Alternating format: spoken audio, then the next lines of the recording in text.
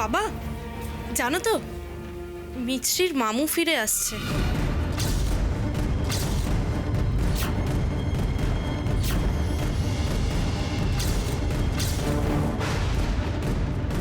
কে? দাদা ফিরে আসছে? তাহলে তো এই বাড়ি থেকে আমাকে... না বাবা, তুমি এ বাড়ি ছেড়ে কোথাও যাবে না। আমরা জানি যতদিন মিছরি এ বাড়িতে আছে ততদিন ওর ইচ্ছের বিরুদ্ধে গিয়ে জয়ন্ত বসু তোমাকে এ বাড়ি থেকে বের করতে পারবে না। জয়ন্ত বসু যখন ফিরে আসবে তুমি একটু ভালোভাবে একটু নরম করে সঙ্গে কথা বলো। আমাকে এ বাড়ি থেকে চলে যেতে হবে। মিছরির সংসারে কোনো অশান্তি হোক সেটা আমি চাই না।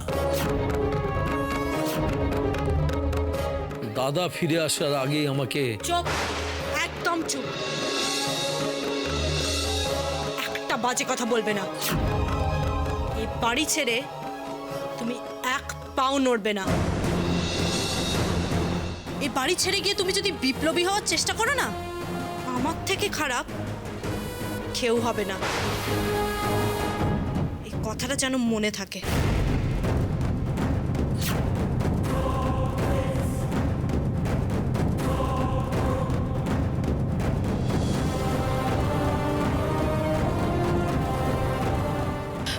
বাবা,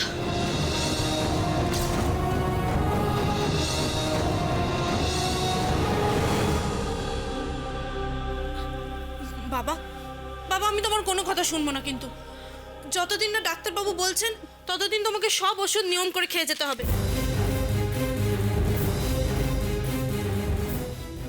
তুমি এখন বাইরে যাও নেওয়া। আমি মিছরির সঙ্গে কথা বলবো।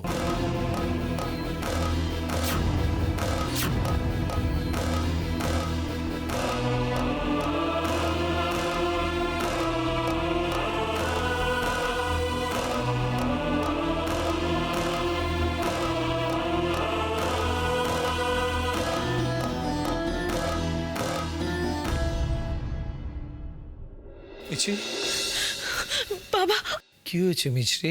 বাবা মামু আসছে। এখন আমি কি করব? কাঁদিস না মা, আয়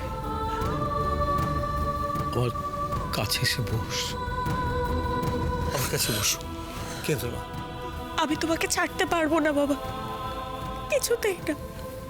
আমি আর তোমাকে হারাতে পারবো না, পারবো না।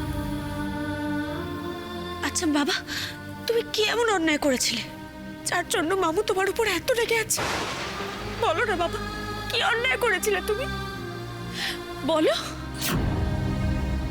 বাবা। তোর মামুর ধারণা আমি তোর মাকে খুন করেছি।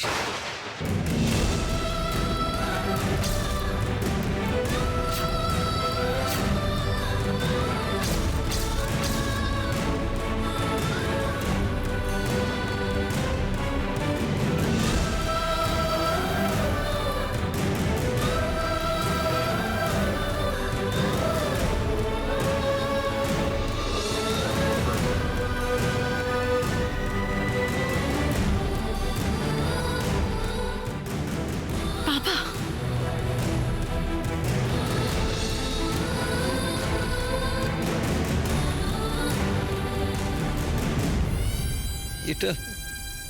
এটা দাদার ভুল ধারণা।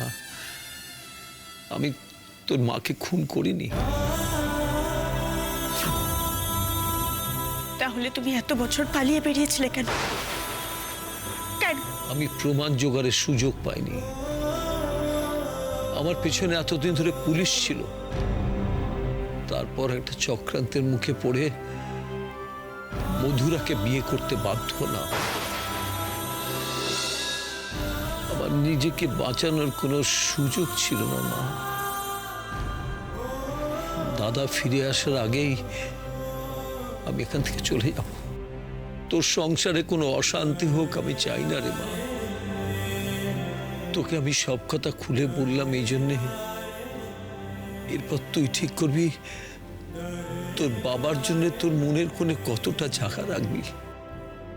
তোর বাবা এই বাড়ি থেকে মাথা নিচু করে যাবে না মাথা উঁচু করে যাবে সেটা তুই ঠিক করবি মিছরি, তুই।